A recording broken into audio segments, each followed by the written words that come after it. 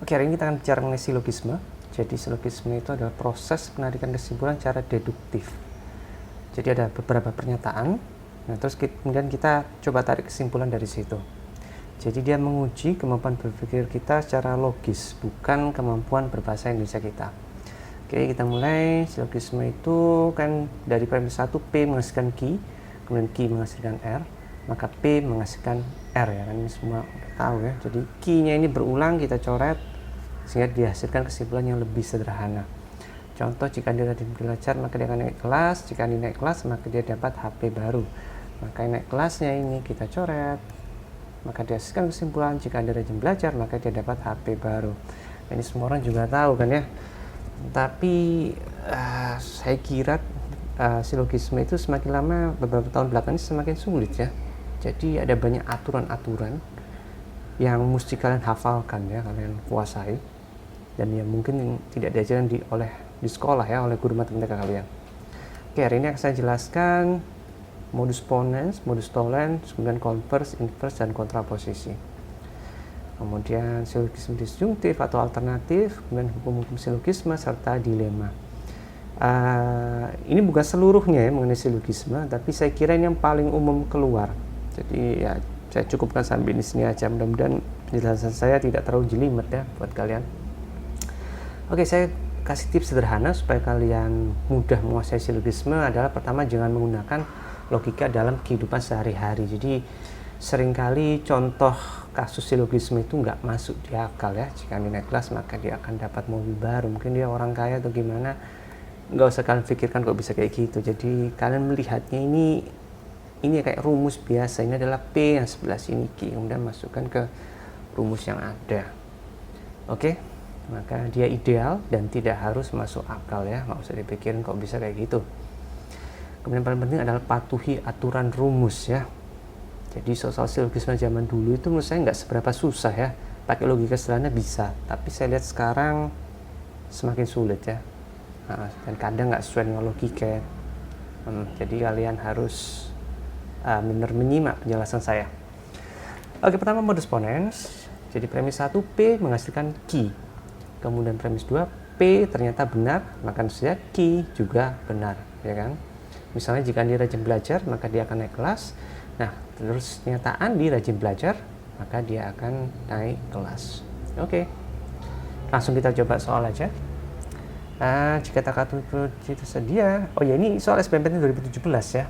Jadi kalau kalian mau nyoba sendiri silahkan ya, di kertas coret-coretan kalian, nanti setelah itu akan kita bahas. Oke, jika kata kunci tersedia, kita bisa masuk ke dalam sistem dan membuka file. Saat ini kata kunci tersedia, maka kesimpulan yang tepat adalah bagaimana. Oke, sudah ketemu jawabannya mudah-mudahan. Ini jawabannya adalah yang B ya sebenarnya. Oke, apakah juga benar jawabannya? Jadi ini kan dia bilang jika kata kunci tersedia maka demikian dan demikian. Nah, ini kan adalah P ya. Nah, ternyata P benar, maka tentu saja yang sebelah sini Q juga benar, ya kan? Dan kalian harus memasukkannya sama semua ini. Jadi ini kan yang pertama adalah bisa masuk dalam sistem, dan ada dannya, jangan lupa ini, membuka file, ini yang kedua. Nah, maka cari jawabannya persis kayak gitu. Nah, itu kita masuk dalam sistem dan buka file ya. Jadi ada 2 poin di situ. Nah, kebanyakan anak-anak salah. Kenapa? Karena dia mengira ini semua sama aja gitu. Kita bisa masuk yang pertama, jawaban-jawaban mirip-mirip semua. Ya kan? Jika kata kunci tersedia, maka kita bisa masuk dalam sistem, kita bisa membuka file. Ini mirip-mirip semua ya, dari A, B, C, D sampai E. Dan perhatikan, kita harus benar-benar fix dengan kondisinya, itu nggak boleh, harus hati-hati ya lain kali. Oke, kemudian modus tollens, ini modus metode penyangkalan. Jadi P menghasilkan Q, ternyata Q salah, maka artinya P juga salah ya. Jika dia rajin belajar maka dia akan naik kelas, maka ternyata dia tidak naik kelas, berarti karena dia tidak rajin belajar. Nah, itu ada banyak contohnya, kalian cari sendiri aja. Kemudian, nah ini converse, inverse, kontraposisi, ini yang gimana ya, yang agak susah ini. Ini seringkali muncul juga. Saya kasih contoh, misalnya jika kita punya kunci, kita bisa masuk ke dalam rumah. Oke ya, jika kita punya kunci, kita bisa masuk ke dalam rumah. Ini adalah P, ini adalah Q. Ini pernyataan utama kita. Dan kemudian converse itu adalah kebalikannya. Q menghasilkan P. Jadi kalau dibalik, jika kita bisa masuk dalam rumah, itu artinya kita punya kunci. Oke, apa benar demikian? Ya, dalam kehidupan nyata memang benar ya sebenarnya. Jika kita bisa masuk dalam rumah, itu berarti kan kita punya kunci. Padahal sebenarnya ada cara lain untuk bisa masuk dalam rumah. Bisa aja kita langsung ngetok pintu kemudian minta dibukakan sama tuan rumahnya, ya kan? Nah itu salah satu cara. Kita nggak harus punya kunci. Oke, itu bisa juga kita minta tukang kunci juga bisa. Maka ini adalah pernyataan yang salah ya. Oke, Q menghasilkan P, ini nggak bisa kita bolak-balik. Kemudian inverse adalah negasi P menghasilkan negasi Q. Kalau diubah jadi kalimat, jika tidak punya kunci, kita tidak bisa masuk dalam rumah. Apa benar demikian? Tentu saja salah ya. Kita nggak harus punya kunci udah bisa masuk dalam rumah. Bisa juga kita ketok pintunya atau minta tukang kunci ya untuk membongkar itu. Oke, maka ini adalah negasi P, ini negasi Q, ini juga salah, itu adalah inverse. Kemudian lanjut ke kontraposisi. Nah ini negasi Q menghasilkan negasi P. Jika tidak masuk dalam rumah, jika tidak bisa masuk ke rumah, maka itu artinya kita tidak punya kunci. Apa benar demikian? Nah, ini baru yang benar ya. Jadi kalau kita nggak bisa masuk rumah, berarti kita nggak punya kuncinya itu. Benar ya, memang kayak gitu ya.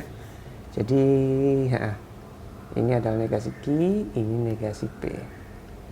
Oke, ini baru yang benar, ini adalah kontraposisi. Bisa diikuti? Mudah-mudahan. Kenapa ini penting? Karena ada cukup banyak jawaban yang mirip-mirip, sebenarnya dibolak-balik seakan-akan semuanya sama, padahal itu berbeda. Oke, ini sebenarnya kontraposisi itu berasal dari modus tollens ya. P menghasilkan Q, kemudian negasi Q benar, maka hasilnya adalah negasi P. Nah, ini sebenarnya adalah kontraposisi. Oke, saya kasih contoh satu lagi ya mengenai konversi, inverse, dan kontraposisi ini. Saya khawatir banyak yang masih belum paham mengenai ini ya. Ini benar penting sebenarnya. Jadi misalnya jika hari Senin, maka Bapak pergi bekerja. Ini hari Senin, maka Bapak pergi bekerja. Nah, padahal sebenarnya kan bukan cuma hari Senin ya Bapak pergi bekerja. Bisa aja hari Selasa, Rabu, Kamis, dan Jumat. Maka sebenarnya ada satu syarat lagi yang tersembunyi. Jikalau hari Selasa, Bapak juga pergi bekerja. Oke, ini tidak tertulis ya, tidak tersembunyi. Tapi pernyataannya sebenarnya benar juga. Oke, maka kemudian converse adalah Q menghasilkan P dibalik, maka pernyataannya menjadi jikalau Bapak hari ini bekerja, berarti ini adalah hari Senin. Apakah benar demikian? Tentu saja kurang tepat ya, bisa jadi dia adalah hari Selasa ya, jadi ini adalah pernyataan yang salah ya. Oke, itu adalah converse. Kemudian inverse, jadi gimana? Negasi P menghasilkan negasi Q, maka jikalau ini bukan hari Senin, misalnya hari Selasa, maka Bapak tidak bekerja. Tentu saya salah ya. Oke, pernyataan nomor 2 itu ya. Nah itu, ini juga salah ya. Selasa ternyata Bapak masih bekerja. Maka yang benar adalah kontraposisi, negasi Q menghasilkan negasi P. Maka gimana? Jikalau Bapak hari ini tidak bekerja, berarti ini bukan hari Senin. Benar demikian? Bisa dibedakan? Benar ya gitu ya. Jadi Bapak hari ini nggak bekerja, maka ini pasti bukan hari Senin. Nah ini adalah pernyataan yang tepat ya, sesuai dengan pernyataan yang di awal sebelah sini ya, hari Senin Bapak kerja. Nah kalau Bapak hari ini tidak bekerja, berarti bukan hari Senin. Oke, memang bisa diikutin ya. Ini memang cukup membingungkan ini ya, kontraposisi. Nah, ini dalam soal lumayan sering keluar jawaban mirip, tapi kan harus benar-benar jeli memilih mana yang paling tepat. Kalau kalian bertanya kenapa sih kita mesti mempelajari hal kayak gini, Jadi memang sebenarnya ada cabang ilmu yang membahas khusus mengenai ini, yaitu cabang ilmu komputer ya, ilmu mesin ya. Jadi di situ bahasanya aturan-aturannya benar strict, tegas, kaku ya. Jadi yang namanya juga mesin ya. Cuma ya di kehidupan nyata saja menurut saya hari ini saya kira kurang bermanfaat ya. Oke, tapi ya kalian perlu tahu. Oke, lanjut mengenai P menghasilkan key. Artinya P menghasilkan key ekivalen dengan negasi key menghasilkan negasi P ya. Oke, mudah-mudahan bisa diikuti. Lanjut ke silogisme disjungtif atau alternatif. Jadi ini adalah atau ya sebenarnya, ini atau sebenarnya. Jadi P ini adalah simbol atau. Ini artinya adalah atau, logical or, P atau key. Maka jika P benar artinya key yang salah ya. Jadi hanya salah satu aja yang bisa diambil. Misalnya Bapak berada di Surabaya atau Jakarta. Nah, ternyata Bapak di Surabaya artinya tidak mungkin Bapak di Jakarta ya. Itu kesimpulan bisa kita ambil salah satunya saja. Nah, ini boleh dibalik-balik nih. Jadi kalau pernyataan keduanya adalah Bapak tidak berada di Jakarta, itu artinya Bapak berada di Surabaya ya, sebelahnya itu tinggal kita pilih aja. Oke, lanjut. Hukum silogisme kategorik. Jadi ini gimana ya? Apabila salah satu premis bersifat partikular, maka kesimpulannya harus partikular juga, partikular khusus ya. Jadi contohnya adalah semua laki-laki itu jantan. Nah, Dito adalah laki-laki. Berarti kesimpulannya adalah Dito itu jantan ya. Oke, bisa diikuti. Dia mengerucut semua laki-laki jantan ini umum. Nah, Dito laki-laki itu khusus ya. Maka kesimpulannya ya harus khusus juga, Dito itu jantan. Oke, kemudian kalau misalnya dua-duanya partikular, dia nggak akan bisa menghasilkan kesimpulan. Jadi misalnya sebagian laki-laki itu tampan, hanya sebagian saja. Nah, Dito adalah laki-laki. Maka apakah Dito itu pasti tampan? Belum tentu ya, ini belum tentu. Jadi Dito, kalau diambil kesimpulan Dito itu mungkin bisa jadi dia tampan ya. Oke. Jadi kemudian lanjut, apabila salah satu premis bersifat negatif maka kesimpulannya harus negatif juga. Saya kasih contoh, semua makanan itu mengenyangkan perut, sebagian yang mengenyangkan perut tidak sehat. Berarti dengan dicoret ini ya, mengenyangkan perutnya berarti kesimpulannya adalah sebagian ya. Oh ya, semua sama sebagian, kalian pilih yang sebagian ya, dia mengerucut. Oke, sebagiannya gimana itu ya? Sebagian makanan itu tidak sehat ya, tentu saja itu jawaban yang tepat. Oke, lanjut. Kemudian sebagian itu kata lain daripada ada atau beberapa atau tidak semuanya ya. Jadi meskipun ini bukan terjemahan yang 100% tepat ya, tapi boleh dianggap demikian ya. Jadi hanya sebagian saja yang kata lainnya adalah ada, berapa atau tidak semua. Oke, lanjut.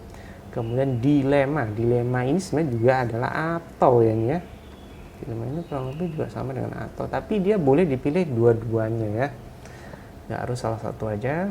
Pertama, dilema konstruktif. Premis 1 P menghasilkan Q, premis 2 R menghasilkan S. Nah, ini adalah dua hal yang berbeda ya, dia tidak berhubungan, tapi disatukan oleh premis 3 P atau R ya. Masih ingat P ini adalah atau P atau R, maka premis kesimpulannya adalah Q menghasilkan S. Jadi jangan lupa ini adalah modus ponens ya. P tadi kan menghasilkan Q, kemudian R menghasilkan S ya. Oke. Nah, kesimpulannya itu dua-duanya ini ya harus diambil, Q atau S, dua-duanya diambil, itu nggak ada yang dihilangkan. Kemudian dilema destruktif ini juga kurang lebih sama, PQRS. Kemudian premis 3-nya adalah negasi Q atau negasi S. Masih ingat yang sebelumnya, yang modus tollens ya. Kalau ini dinegasi, maka ini akan juga akan dinegasi ya. Maka kesimpulannya adalah negasi P atau negasi R ya. Mudah-mudahan masih ingat yang modus tollens kemarin. Kemudian ada juga dilema dua arah, tapi ya nggak seberapa sulit ya. Nah, terus kuncinya adalah kalau saya ada model soal kayak gini, jangan hilangkan ataunya ya. Jadi kalau premisnya atau, maka sebenarnya juga atau. Oke, sekian dulu dari saya. Habis itu kita akan lanjut ke pembahasan soal. Jangan lewatkan video berikutnya. Oke, terima kasih.